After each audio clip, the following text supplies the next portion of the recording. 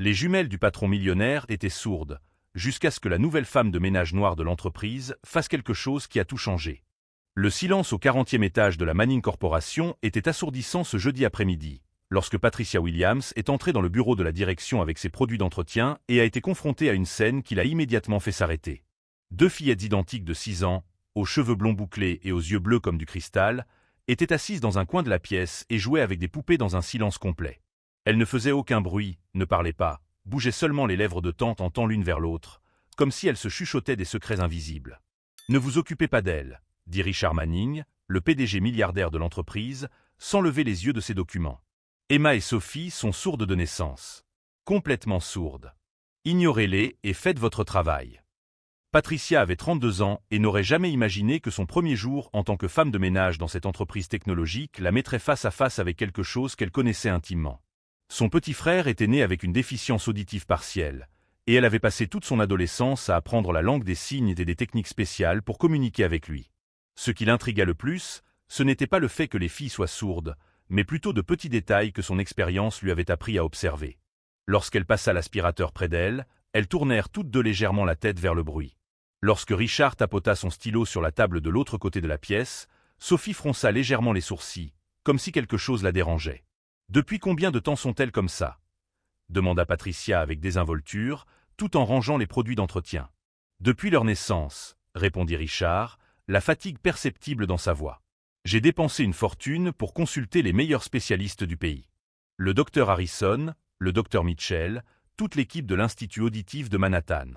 Tous ont confirmé le même diagnostic, surdité neurosensorielle bilatérale profonde.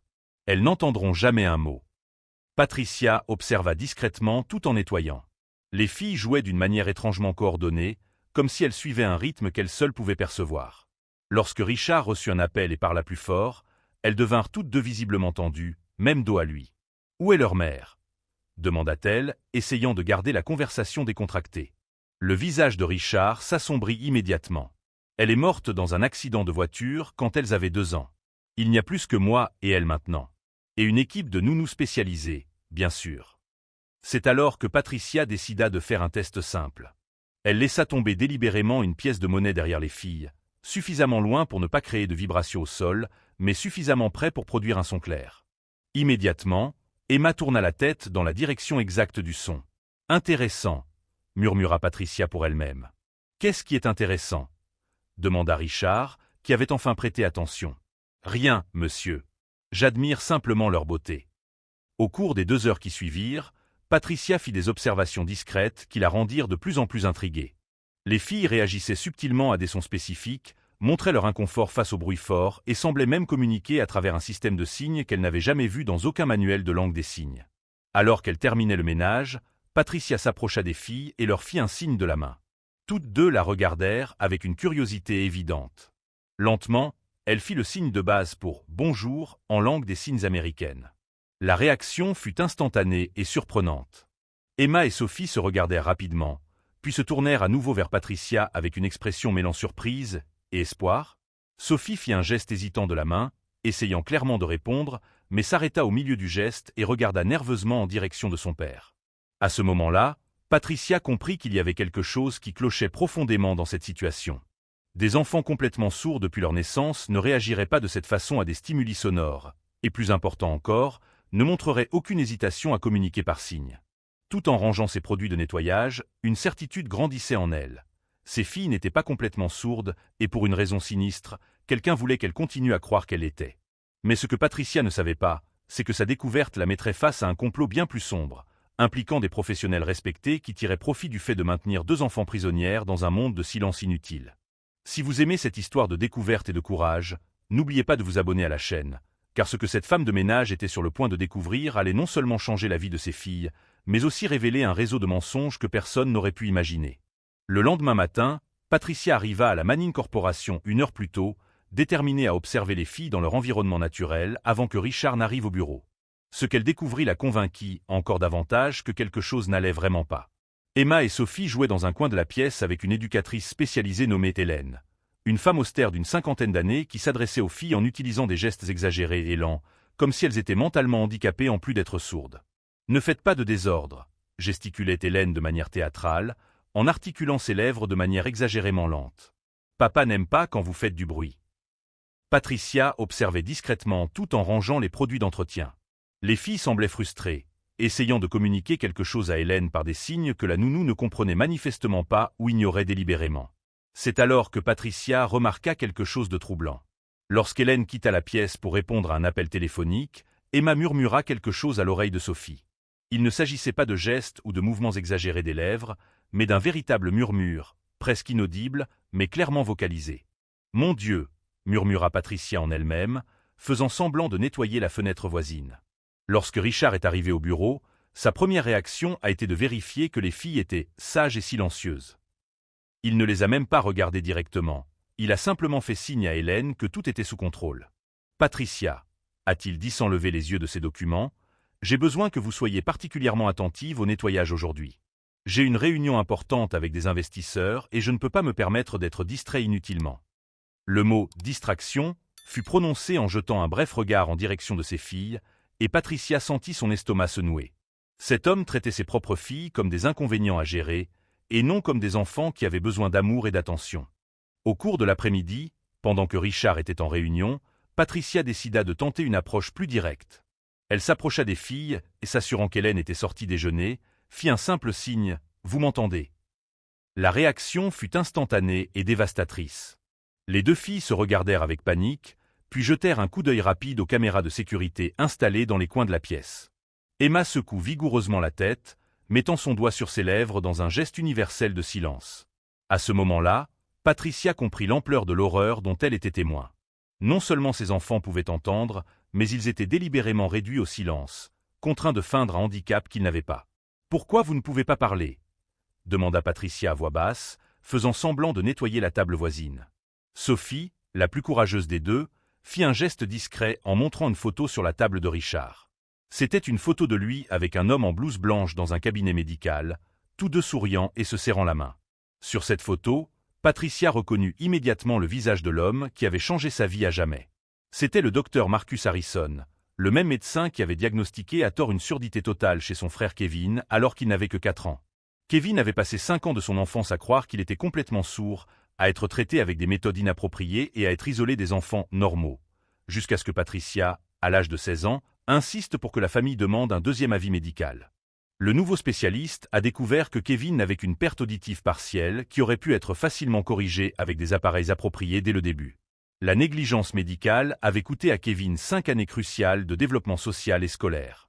Il ne s'est jamais complètement remis du traumatisme psychologique d'avoir cru qu'il était handicapé, alors qu'il aurait pu mener une vie tout à fait normale. « Docteur Harrison », murmura Patricia en reconnaissant le nom sur la plaque dorée de la photo. Emma acquiesça presque imperceptiblement, ses larmes confirmant les soupçons de Patricia. Cet après-midi-là, lorsque Richard revint de la réunion, Patricia prit une décision courageuse qui allait tout changer. « Monsieur Manning », dit-elle en l'interrompant alors qu'il vérifiait ses emails. « Je dois vous parler de vos filles. » Richard leva les yeux avec une irritation évidente. « Patricia, j'ai déjà clairement indiqué que votre rôle ici est de faire le ménage, pas de remettre en question les décisions médicales prises par des spécialistes renommés. » « Des spécialistes renommés comme le docteur Harrison », répliqua Patricia, d'une voix empreinte d'une fermeté qui la surprit elle-même. Le visage de Richard changea immédiatement. Son expression décontractée fit place à quelque chose de beaucoup plus sombre et défensif. « Comment connaissez-vous le nom du docteur Harrison ? » « Parce qu'il a fait la même chose à mon frère il y a 15 ans. Kevin a passé la moitié de son enfance à croire qu'il était sourd alors qu'il souffrait en réalité d'une légère perte auditive qui pouvait être corrigée. » Richard se leva lentement, adoptant une posture menaçante. « Insinuez-vous que les meilleurs spécialistes du pays se sont trompés dans le diagnostic de mes filles ? Je dis que vos filles ne sont pas sourdes, monsieur Manning. Et d'après ce que j'ai observé aujourd'hui, elles le savent. La question est, pourquoi voulez-vous qu'elles croient qu'elles le sont ?» Le silence qui suivit était chargé de tension. Richard se dirigea vers la fenêtre, les mains serrées en poing. Quand il se retourna, son visage avait pris une expression d'une froideur calculée qui fit comprendre à Patricia qu'elle venait de réveiller quelque chose de très dangereux. « Patricia, vous semblez clairement confuse quant à votre rôle ici. Vos théories sont tout à fait inappropriées et offensantes. Je vous suggère de vous concentrer sur votre travail ou d'envisager de chercher un autre emploi. » Mais Patricia avait vu la panique momentanée dans ses yeux avant que le masque froid ne se forme. Elle avait touché quelque chose qu'il voulait désespérément garder caché. Ce soir-là, en rangeant ses produits de nettoyage, Patricia savait qu'elle avait franchi une ligne sans retour. Elle était certaine qu'Emma et Sophie étaient retenues prisonnières d'un mensonge médical, tout comme son frère l'avait été. La différence était que cette fois, elle n'était plus une adolescente impuissante. Elle était une femme adulte avec de l'expérience, des connaissances, et surtout, une détermination forgée par la douleur d'avoir vu quelqu'un qu'elle aimait souffrir inutilement pendant des années.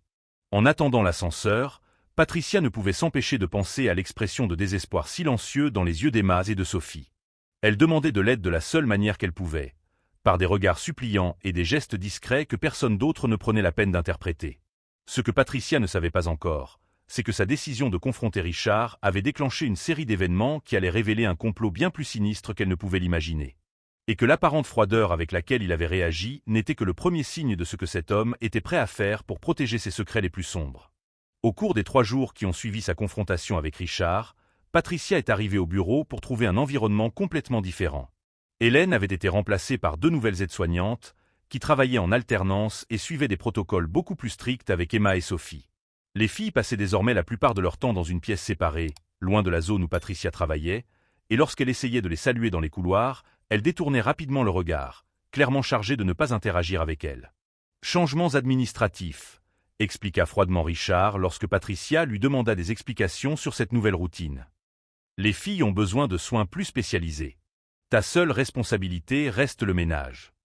Mais Patricia n'était pas du genre à se laisser intimider facilement. Pendant la pause déjeuner, elle fit quelque chose qui allait complètement changer le cours des choses. Elle a appelé sa cousine Denise, qui travaillait comme infirmière à l'hôpital pour enfants de la ville depuis 15 ans et avait des relations dans presque tous les services médicaux de la région. « Denise, j'ai besoin d'une faveur très importante », a déclaré Patricia, la voix basse au téléphone. « Peux-tu me trouver des informations sur un médecin appelé Dr Marcus Harrison? C'est urgent. » Harrison? Ce nom me dit quelque chose. Attends, tu parles du type qui a perdu sa licence médicale l'année dernière? Le cœur de Patricia s'emballa. Il a perdu sa licence? Comment ça? Ma chérie, ça a fait un énorme scandale. Il falsifiait les diagnostics d'enfants malentendants pour facturer des traitements très coûteux à des familles riches. L'enquête a duré des mois. Pourquoi veux-tu en savoir plus sur lui? Patricia expliqua rapidement la situation d'Emma et Sophie, en omettant seulement leur nom pour protéger les filles. Denise resta silencieuse pendant un long moment. Patricia, si ce que vous me dites est vrai, ces enfants sont victimes d'un crime. Harrison a peut-être perdu sa licence, mais les médecins qui ont continué à suivre ces diagnostics frauduleux exercent toujours. Pouvez-vous m'aider à le prouver? Plus que ça. Je connais une orthophoniste spécialisée dans le développement de l'enfant, le docteur Jennifer Costa. Elle a été l'un des principaux témoins dans l'affaire contre Harrison. Si vous pouvez lui amener ses filles, ne serait-ce que pour quelques minutes, elle pourra confirmer si elles sont réellement sourdes ou si elles sont victimes d'une supercherie. Cet après-midi-là, Patricia retourna au bureau avec une détermination renouvelée. Elle savait qu'elle devait trouver un moyen de prouver qu'Emma et Sophie pouvaient entendre, mais elle devait également faire très attention à ne pas mettre les filles en danger. Pendant le ménage, elle remarqua que Richard était parti à une réunion et que les 2 nouvelles gardes étaient occupées à ranger des médicaments dans le salon. C'était l'occasion idéale. Patricia s'approcha discrètement de la pièce où les filles jouaient seules. Lorsqu'elles la virent, leurs visages s'illuminèrent instantanément, mais elles redeviennent rapidement méfiantes. « Tout va bien », murmura Patricia, s'assurant que personne n'écoutait. « Je sais que vous pouvez parfaitement m'entendre. » Emma et Sophie se regardèrent, les larmes aux yeux. Finalement, Sophie acquiesça presque imperceptiblement. « J'ai besoin de votre aide pour prouver cela », continua Patricia.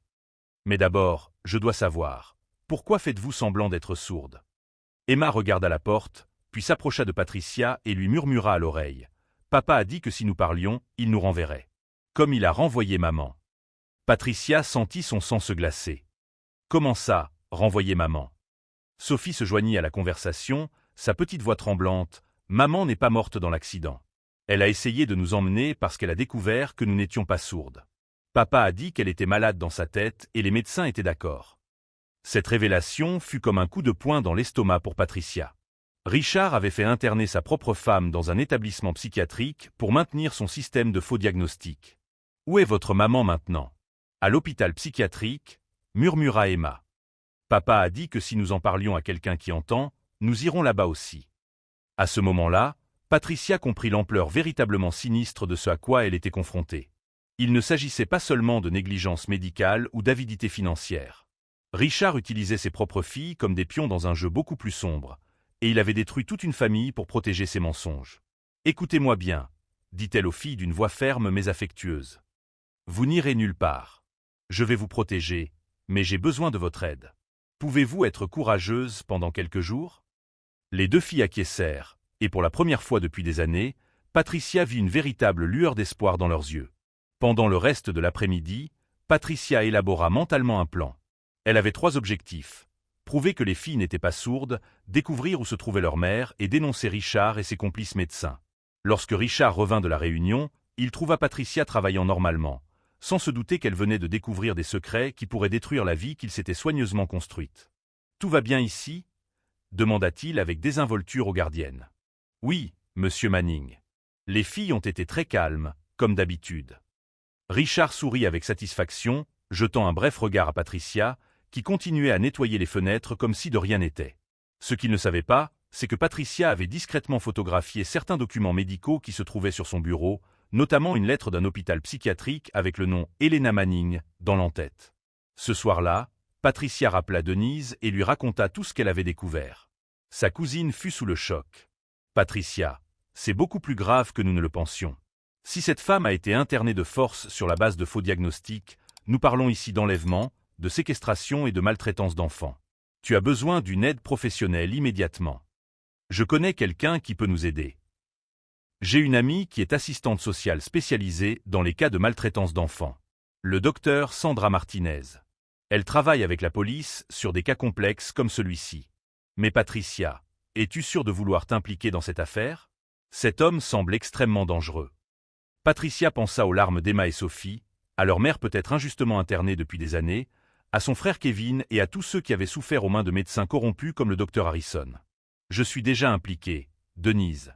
Ces enfants ont besoin de quelqu'un qui se batte pour eux. » Le lendemain matin, Patricia arriva au travail en sachant qu'elle était sur le point de déclencher une guerre qui allait tout changer. Tout en rangeant ses produits de nettoyage, elle observa Richard parler au téléphone, probablement avec l'un des médecins qui faisait fonctionner le système. Sous le poids de tous ces terribles secrets, elle garda son calme et son professionnalisme, comme si elle n'était qu'une femme de ménage invisible faisant son travail. Mais quiconque l'observait attentivement pouvait remarquer que ce n'était pas la soumission qui guidait ses mouvements, mais la détermination stratégique de quelqu'un qui était sur le point de réécrire complètement l'histoire de cette famille et de dénoncer un réseau de corruption qui avait détruit des vies innocentes pendant des années.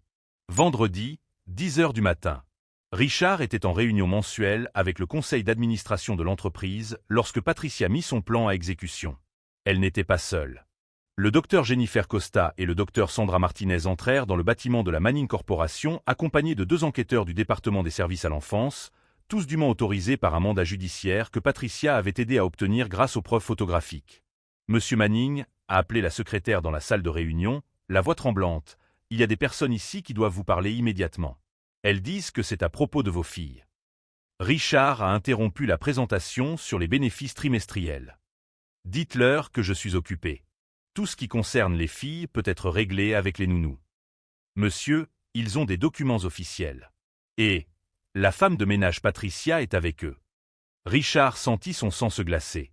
Patricia était censée travailler à l'étage inférieur. Comment s'était-elle retrouvée impliquée avec les autorités? Lorsqu'il descendit au bureau, il découvrit une scène qui lui fit immédiatement comprendre que sa vie soigneusement construite était en train de s'effondrer.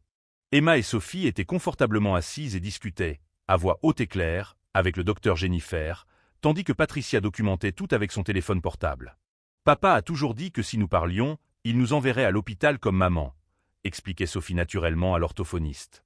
Mais tante Patricia a dit que ce n'était pas vrai. « Et vous m'entendez parfaitement ?» demanda le docteur Jennifer, en couvrant sa bouche pour que les filles ne puissent pas lire sur ses lèvres. « Oui, docteur. On a toujours tout entendu, » répondit Emma sans hésiter. Richard entra dans la pièce, les poings serrés. « Que se passe-t-il ici? Qui vous a autorisé à déranger mes filles ?» Le docteur Sandra Martinez s'avança, montrant les documents officiels. « Monsieur Manning, je suis assistante sociale spécialisée dans les cas de maltraitance infantile. Nous avons un mandat pour enquêter sur des allégations de négligence médicale et de possibles coercitions psychologiques. C'est absurde. Mes filles sont sourdes. J'ai des rapports médicaux de dizaines de spécialistes qui le confirment. Y compris les rapports du docteur Marcus Harrison, qui a perdu sa licence médicale l'année dernière pour avoir falsifié des diagnostics. Patricia l'interrompit d'une voix ferme et maîtrisée. Les mêmes rapports que j'ai photographiés dans votre bureau et qui montrent des incohérences flagrantes entre les examens initiaux et les diagnostics finaux. Le visage de Richard pâlit. Vous avez photographié des documents privés. Des documents qui prouvent que vos filles ont été délibérément maintenues en captivité psychologique, poursuivit le docteur Sandra. Et nous avons également trouvé des dossiers hospitaliers intéressants sur Helena Manning, votre femme. À ce moment-là, comme si la situation n'était pas déjà assez dévastatrice pour Richard, la porte s'ouvrit à nouveau. Helena Manning entra dans la pièce, accompagnée d'un avocat et d'une infirmière. Après 4 ans d'internement forcé dans une clinique psychiatrique, elle était légalement libre grâce aux preuves que Patricia avait fournies aux autorités. « Maman !» s'écrièrent Emma et Sophie simultanément, en courant vers elle pour la serrer dans leurs bras. « Tu es revenue. Tu es vraiment revenue. » Helena s'agenouille pour embrasser ses filles, les larmes coulant sur son visage. Maman n'a jamais abandonné ses princesses. Et maintenant, tout ce mensonge est terminé. Richard resta paralysé, regardant sa famille se réunir tandis que son monde s'écroulait autour de lui. Helena, tu es malade. Les médecins ont confirmé que tu avais des épisodes psychotiques. Les mêmes médecins que tu as payés pour maintenir mes filles prisonnières d'un mensonge. Helena se leva, lui faisant face pour la première fois depuis des années. Richard, j'ai découvert la vérité sur le stratagème du docteur Harrison quand Emma et Sophie avaient 2 ans. J'ai découvert que tu recevais de l'argent de la clinique pour maintenir de faux diagnostics. Quand j'ai essayé de tout révéler, tu as utilisé tes contacts pour me faire interner de force. Patricia s'approcha, montrant son téléphone portable. Toute cette conversation est enregistrée et retransmise en direct aux autorités compétentes, y compris votre aveu que vous étiez au courant du stratagème du docteur Harrison. Richard se rendit compte qu'il était complètement acculé. Vous ne comprenez pas. J'avais besoin de l'argent de l'assurance. L'entreprise traversait une période difficile et vous avez utilisé vos propres filles comme source de revenus, les maintenant prisonnières d'un handicap qu'elles n'avaient pas, l'interrompit le docteur Sandra en prenant des notes. Monsieur Manning, vous êtes officiellement accusé de fraude à l'assurance, de maltraitance d'enfants, d'internement psychiatrique forcé et d'association de malfaiteurs. Alors que les enquêteurs commençaient à documenter officiellement la situation, Patricia observa Emma et Sophie jouer librement avec leur mère, parlant et riant aux éclats pour la première fois depuis des années. La transformation était extraordinaire. En quelques minutes, les enfants silencieux et effrayés étaient devenus des filles pleines de vie et communicatives. Richard tenta un dernier coup désespéré. « Patricia, vous n'êtes qu'une femme de ménage. Personne ne croira votre parole contre la mienne. » Patricia sourit pour la première fois depuis qu'elle avait commencé à travailler là. « Ce n'est pas ma parole, monsieur Manning. Ce sont les enregistrements de vos filles qui confirment tout. Ce sont les rapports médicaux contradictoires que vous gardiez dans votre bureau. Ce sont les relevés bancaires montrant les paiements de la clinique du docteur Harrison, et c'est le témoignage d'Helena sur la façon dont vous l'avez fait interner pour que votre stratagème continue de fonctionner. » Le docteur Jennifer s'est approché avec le rapport préliminaire. « Les filles ont une audition parfaite, monsieur Manning. Tout professionnel compétent aurait pu le constater en 5 minutes d'examen approprié. Elles ont été victimes de l'une des formes les plus cruelles d'abus psychologiques que j'ai jamais documentées. Lorsque les agents de sécurité de l'immeuble sont arrivés, appelés par les membres du conseil d'administration de l'entreprise qui avaient assisté à toute la scène grâce aux caméras de sécurité, Richard a compris qu'il n'y avait pas d'issue. « Papa, » dit Sophie en s'approchant de lui pour la première fois sans crainte, « pourquoi nous as-tu fait croire que tu n'entendais pas? Pourquoi as-tu renvoyé maman ?» Richard fut incapable de répondre. Pour la première fois depuis des années, il se retrouva complètement sans voix, confronté aux conséquences dévastatrices de ses choix égoïstes. Alors qu'il était escorté hors de son propre immeuble, il entendit Helena discuter avec enthousiasme avec ses filles de tous les projets qu'elles avaient pour rattraper le temps perdu. Les voix cristallines d'Emma et Sophie résonnaient dans les couloirs, des sons qu'il avait délibérément étouffés pendant des années. Patricia rassembla ses produits de nettoyage pour la dernière fois, mais elle n'était plus une femme de ménage invisible. C'était la femme courageuse qui avait rendu une famille et dénoncé un réseau criminel qui avait détruit des vies innocentes pour le simple profit. Mais ce que personne ne pouvait prévoir, c'était que cette victoire de la justice aurait des répercussions bien au-delà de cette salle, créant des vagues qui transformeraient non seulement la vie d'Helena, d'Emma et de Sophie, mais inspiraient également des changements systémiques qui protégeraient des milliers d'autres familles vulnérables à travers le pays. 6 mois plus tard, Patricia Williams était assise dans le studio de télévision le plus célèbre du pays, interviewé au sujet de l'affaire qui avait transformé les lois nationales sur la protection de l'enfance. Son livre, Le silence qui crie, était devenu un best-seller, et elle dirigeait désormais une fondation dédiée à l'enquête sur les cas suspects de diagnostics médicaux frauduleux. Richard Manning purgeait une peine de 12 ans pour plusieurs crimes fédéraux. Son entreprise avait fait faillite après le scandale et il avait perdu la garde définitive de ses filles. Les derniers rapports le décrivaient comme un homme brisé, qui passait ses journées en prison à répéter obsessionnellement « Je voulais juste protéger mon argent ». Emma et Sophie, désormais âgées de 7 ans, fréquentaient une école normale où elles étaient reconnues comme des élèves brillantes et communicatives. Elena s'était complètement remise de ses années d'internement forcé et travaillait comme avocate spécialisée dans les affaires de maltraitance infantile, mettant son expérience au service d'autres familles. Le docteur Harrison et 5 de ses collègues faisaient l'objet de poursuites pénales dans 17 États. L'enquête a révélé que plus de 200 familles avaient été touchées par cette affaire, ce qui a donné lieu à des indemnisations de plusieurs millions de dollars et à une refonte complète des protocoles médico-pédiatriques. Au cours de l'interview, lorsqu'on lui a demandé comment une simple femme de ménage avait réussi à démanteler un réseau aussi complexe, Patricia a souri « Je n'ai rien démantelé. Ce sont Emma et Sophie qui m'ont montré que parfois, le plus grand courage consiste à briser le silence que les autres nous imposent. » L'histoire de Patricia a prouvé que la véritable vengeance n'est pas de détruire ceux qui nous font du mal, mais de construire quelque chose de plus grand qu'ils ne pourraient jamais imaginer. Richard a tenté d'utiliser 2 enfants innocents comme source de profit, mais il a fini par jeter les bases d'une révolution qui a protégé des milliers d'autres familles vulnérables. Si cette histoire de courage vous a touché, abonnez-vous à la chaîne et laissez un commentaire. Avez-vous déjà été témoin d'une injustice que personne ne voulait voir? Votre voix pourrait être la prochaine à briser un silence dangereux.